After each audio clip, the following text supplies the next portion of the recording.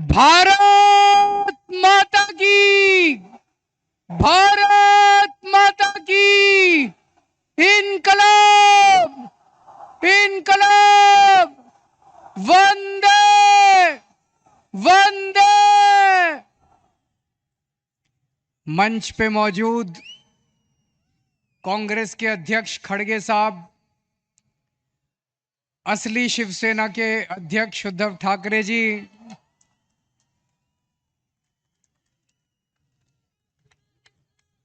असली एनसीपी के अध्यक्ष शरद पवार जी, इंडिया गठबंधन के देश भर से आए हुए सभी सीनियर नेतागण और इतनी भारी संख्या में आए हुए मेरे सभी प्यारे बहनों, भाइयों, माताओं, बुजुर्गों, बच्चों, आप सबको मेरा नमस्कार, सबको मेरा प्रणाम।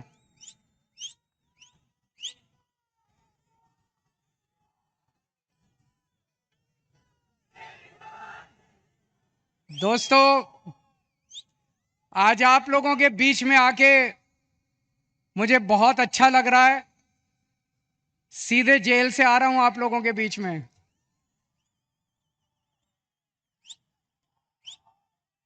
जेल का जवाब, जेल का जवाब, दिल्ली से आया हूं झोली फैला के आपसे भीख मांगने के लिए। मेरे भारत को बचा लो, मेरे देश को बचा लो।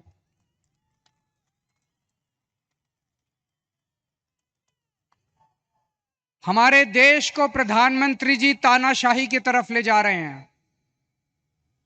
हमारे देश को बाबा साहब अंबेडकर ने एक शानदार संविधान दिया था, जनतंत्र का। जनता चुनेगी, वोट करेगी, लोग चुने जाएंगे, वो शासन करेंगे। जिनको जनता चुनेगी वो शासन करेंगे।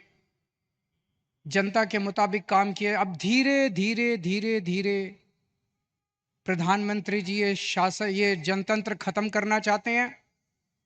मेरा उदाहरण लीजिए, दिल्ली में हमें 2015 में दिल्ली में 70 सीट हैं, विधानसभा में 70 सीट हैं। 70 में से 67 सीट, 67 सीट आम आदमी पार्टी को मिली थी।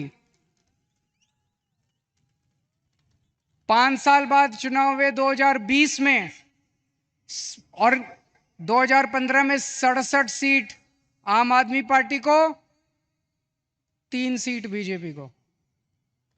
2020 में 70 में से 62 सीट आम आदमी पार्टी को, 8 सीट बीजेपी को। तो मोदी जी ने देखा कि दिल्ली में आम आदमी पार्टी को हरा नहीं सकते, तो मोदी जी ने एक षड्यंत्र रचा, एक फर्जी केस बनाया। उसमें मनीष सिसोदिया को, सतिंदर जैन को, सबको उसमें गिरफ्तार किया और फिर मुझे गिरफ्तार कर लिया। अगर हरा नहीं सकते तो गिरफ्तार कर लो। उन्हें लगा कि गिरफ्तार करेंगे तो केजरीवाल को इस्तीफा देना पड़ेगा, लेकिन केजरीवाल ने तय किया सरकार जेल से चलाएंगे। मैंने इस्तीफा नहीं दिया, सरकार जेल से चलाएंगे। अगर मोदी जी जनतंत्र को जेल में कैद करेंगे तो हम जनतंत्र को जेल से चला के दिखाएंगे।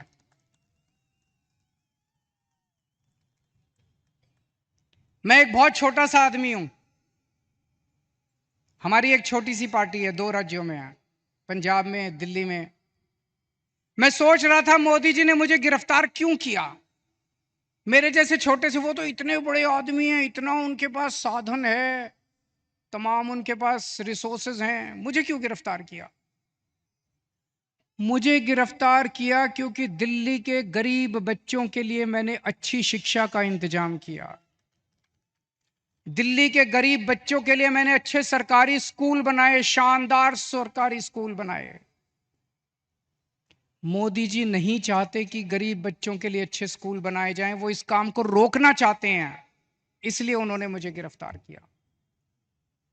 मैंने मान लो 500 स्कूल बनाए। मोदी जी, आपका बड़प्पन तो तब था आप 5000 स्कूल बनाते। आप तो इतने बड़े आदमी हो, आप 5000 स्कूल बनाते तब आपका बड़प्पन था। आपने केजरीवाल को गिरफ्तार करके स्कूलों का काम रोक दिया दिल्ली के अंदर।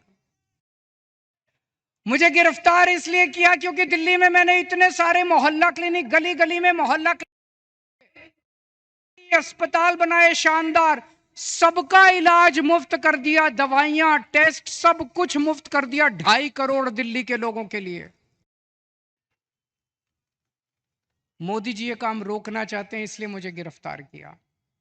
और विडंबना देखिए, दिल्ली के लोगों के लिए मैंने सारी दवाइयां मुफ्त कर दी, लेकिन जब मैं तिहाड़ जेल में गया 15 दिन तक मेरी दवाइयां बंद करवा दी मोदी जी ने तिहाड़ जेल के अंदर।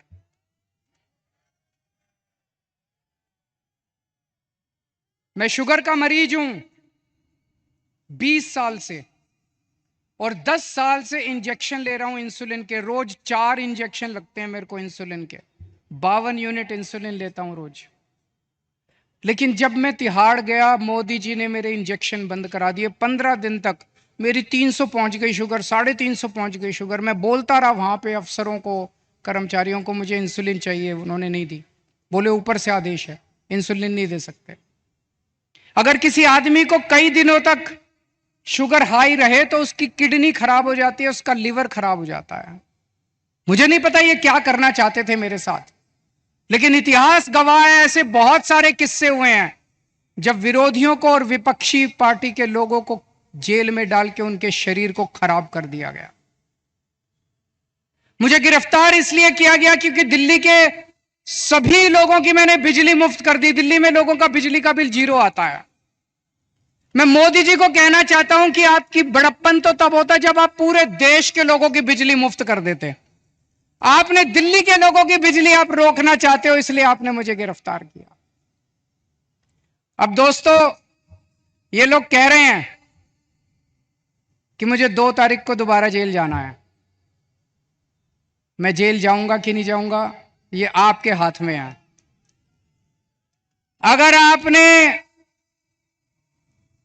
इंडिया गठबंधन को जिता दिया, अगर आपने इंडिया गठबंधन की सरकार बना दी, तो मुझे जेल जाने की जरूरत नहीं पड़ेगी। और अगर आपने कमल का बटन दबाया तो मुझे दोबारा जेल जाना पड़ेगा। तो जो जो लोग मुझे जेल भेजना चाहते हैं, कमल दबा देना, और जो जो मुझे आजाद देखना चाहते हैं, इंडिया गठबंधन को जिता देना। जब आप बटन दबाने जाओ तो इस बार बटन केजरीवाल को जेल भेजने या केजरीवाल को आजाद करने के लिए दबाना।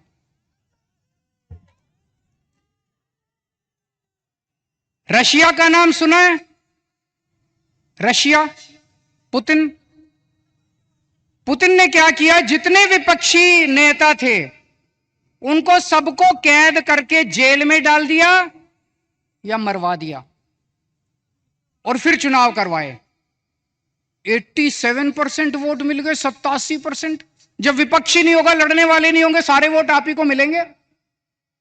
बांग्लादेश में भी अभी ऐसा हुआ, उसने सारे विपक्षी नेताओं को जेल में डाल दिया और शेख हसीना जीत गई। पाकिस्तान में भी यही हुआ, इमरान खान को जेल में डाल दिया, उसकी पार्टी छीन ली, उसका सिंबल छीन लिया, जीत गए।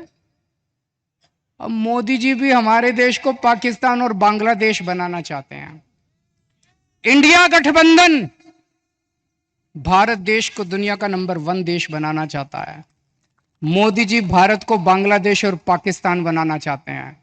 तय आपको करना है कि आप भारत को किस तरफ ले जाना चाहते हो, बांग्लादेश और पाकिस्तान की तरफ, या दुनिया का नंबर 1 देश बनाना है। अब यही काम मोदी जी देश में कर रहे हैं, हमारे देश में, कि सारे विपक्ष को खत्म कर दो। उन्होंने मेरे को गिरफ्तार कर लिया, कांग्रेस का अकाउंट फ्रीज कर दिया। चुनाव के 1 महीना पहले उन्होंने कांग्रेस का अकाउंट फ्रीज कर दिया। अब हमारा अकाउंट फ्रीज करने जा रहे हैं। सुप्रीम कोर्ट के अंदर इनके वकील ने बोला है कि आम आदमी पार्टी का अकाउंट फ्रीज करेंगे।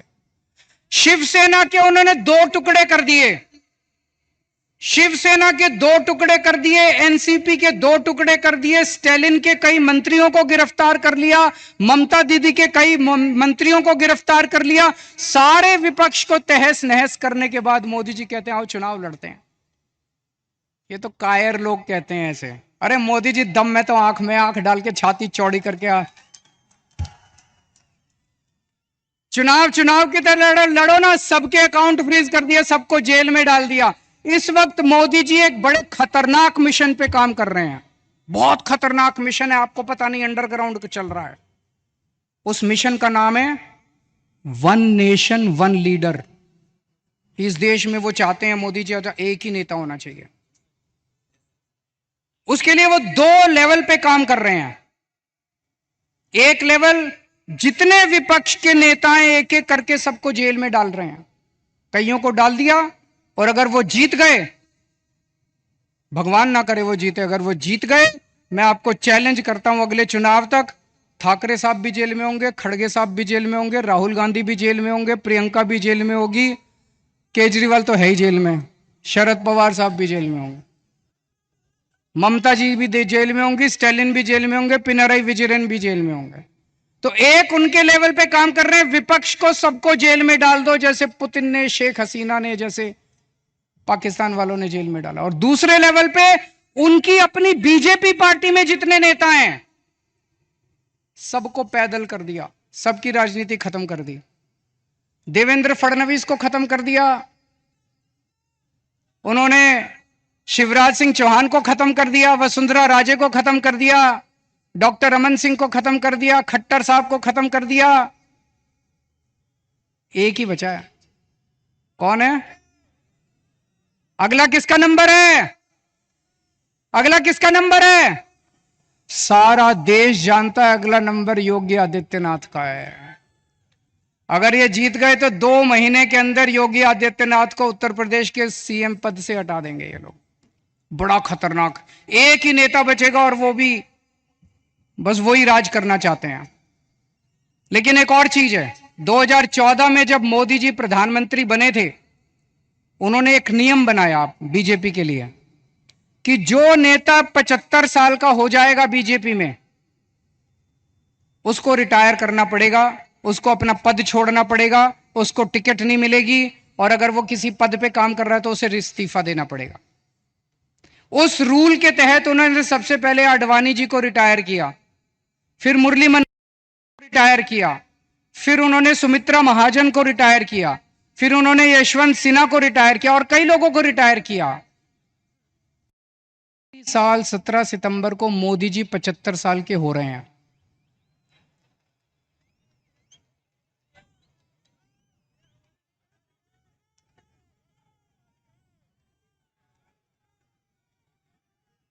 और मोदी जी ने तय किया है वो अपने बाद अमित शाह को प्रधानमंत्री बनाएंगे।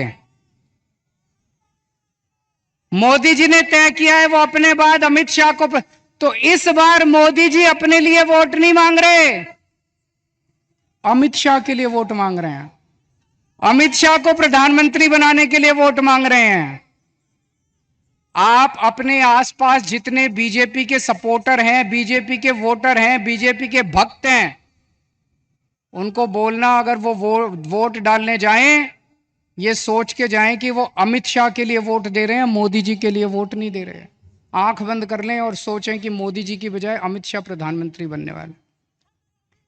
और उसमें भी जितने पिछले 2 साल से इस पे काम कर रहे हैं मोदी जी, जितने नेता थे बड़े छोटे बीजेपी के अंदर, सबको खत्म कर दिया। शिवराज सिंह चौहान को, वसुंधरा राजे को, डॉक्टर रमन सिंह, योगी आदित्यनाथ को 2 महीने में हटा देंगे ताकि रास्ता साफ हो जाए, अमित शाह बचे केवल। यह बात मैंने जेल से निकलने के अगले दिन प्रेस कॉन्फ्रेंस करके कही थी। जैसे ही मैंने कहा, सबसे पहले अमित शाह बोले नहीं नहीं मोदी जी रहेंगे हमारे 5 साल प्रधानमंत्री, मोदी जी रहेंगे। उसके बाद एक के बाद एक ही दिन में 24 घंटे में इतने नेताओं ने कहा मोदी जी रहेंगे प्रधानमंत्री, मोदी जी। मोदी जी ने नहीं कहा, मोदी जी देश के सामने कह दे कि वो रूल तो मैंने आडवाणी जी से छुटकारा पाने के लिए बनाया था, मैं तो रहूंगा। या तो मोदी जी कह दे भाई मैं तो रहूंगा, पर अप्लाई नहीं होता, ये तो मैंने आडवाणी जी की राजनीति खत्म करने के लिए बनाया था, उनको रास्ते से हटाने। लेकिन अभी तक मोदी जी नहीं बोले, इसका मतलब मोदी जी रिटायर करेंगे और यूपी के मुख्यमंत्री को हटाया जाएगा। मैं देख रहा हूं महाराष्ट्र में इन दिनों कुछ ज्यादा ही चक्कर लगा रहे हैं मोदी जी। अभी थोड़े दिन पहले आए, इतनी गंदी गालियां देते हैं वो। प्रधानमंत्री को ये शोभा नहीं देता। वो पवार साहब के लिए बोले भटकती आत्मा। ये शोभा देता है प्रधानमंत्री जैसे व्यक्ति को?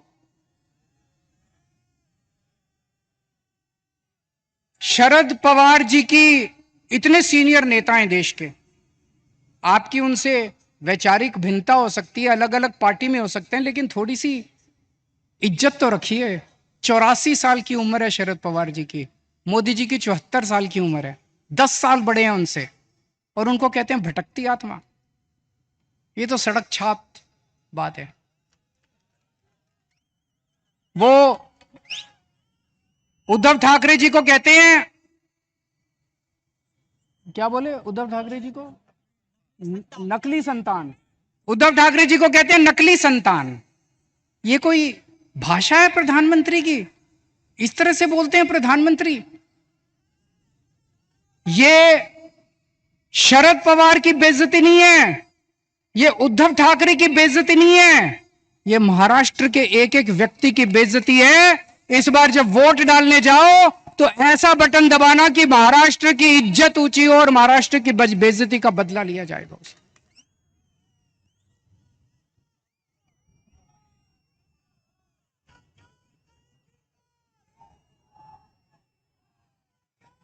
मेरे को इन्होंने 21 दिन की मोहलत दी है सुप्रीम कोर्ट ने। मुझे उम्मीद नहीं थी कि मैं जेल से बाहर आऊंगा इतनी जल्दी, लेकिन बजरंगबली की कृपा है मेरे ऊपर। बजरंगबली की कृपा है। अचानक एक दिन मैं सेल में बैठा था, मेरा 25 नंबर सेल है, जेल नंबर, अब दोबारा जाना है मुझे, आप लोग मुझे चिट्ठी लिख सकते हैं जेल में। Cell number 25, jail number 2, Tihar jail. और मेरे सेल में 2-2 सीसीटीवी कैमरे लगा दिए मोदी जी ने, 2 सीसीटीवी कैमरे हैं। 24 घंटे मेरी मॉनिटरिंग होती है। 13 अफसर बिठा रखे हैं, एक एक अफसर के पास 2-2 टीवी स्क्रीन है जिसपे मैं कितने बजे उठता हूं, बाथरूम कितने बजे जाता हूं, कितनी देर टॉयलेट करता हूं, खाना खाता हूं, टीवी देखता हूं, किताब पढ़ता हूं, क्या करता हूं क्या नहीं करता। आप सोच के देखो, अगर आपको यह पता चले कि 24 घंटे आपके हर मूवमेंट को कोई मॉनिटर कर रहा है, जीना मुश्किल हो जाता है। और 2 टीवी स्क्रीन प्रधानमंत्री जी के अपने दफ्तर में लगे हुए, 24 घंटे मोदी जी मेरे को देखते हैं कि मैं क्या कर रहा हूं।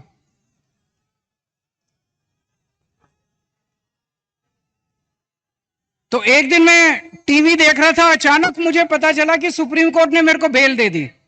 मैं 21 दिन के लिए बाहर आ गया। मुझे बहुत खुशी हुई, उसी वजह से आज आप लोगों के बीच में आने का मौका मिला। लेकिन मैंने भी ठान लिया है, ये 21 दिन का एक एक सेकंड, एक एक क्षण, एक एक पल मैं देश को बचाने के लिए गुजारूंगा। 24 घंटे काम कर रहा हूं। कल सवेरे लखनऊ गया था, फिर पंजाब गया, आज सवेरे पंजाब में था, आज मैं अभी बॉम्बे आया हूं, अभी भिवंडी गया था, भिवंडी से बॉम्बे आया हूं, अब रात को दिल्ली निकलूंगा। उसके बाद झारखंड जाना है कल या परसों में। पूरे देश में घूम के मेरा एक ही लक्ष्य है, किस तरह से अपनी भारत माता को बचाना है, देश को बचाना है, तानाशाही से बचाना है। दोस्तों, मैं तो आज आपको एक ही चीज बोल के जाऊंगा। जैसा मैंने कहा, अगर इनकी सरकार आ गई तो ये ठाकरे साहब को भी, शरद पवार जी को भी, सबको जेल में डाल देंगे। तो जो करे उद्धव ठाकरे से प्यार, उसे करना होगा मोदी को इंकार।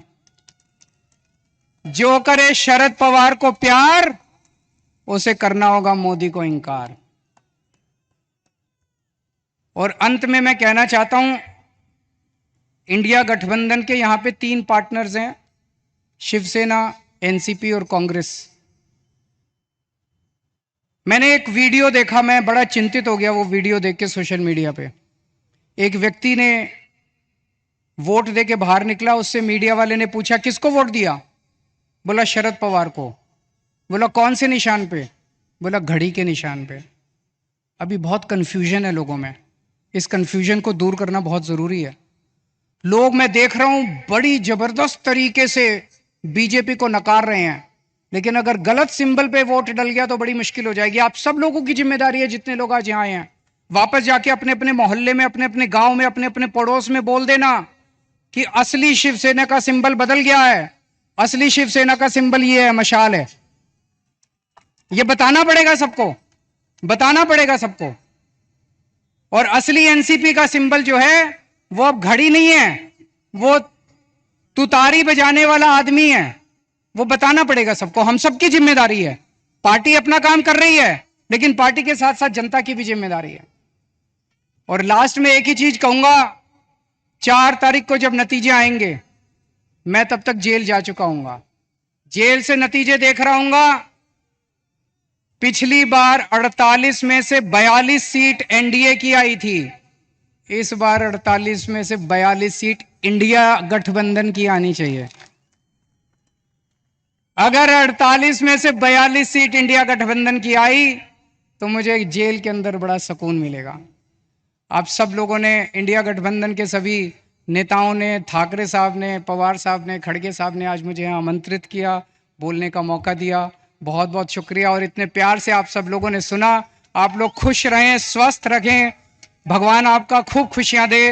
भारत माता की।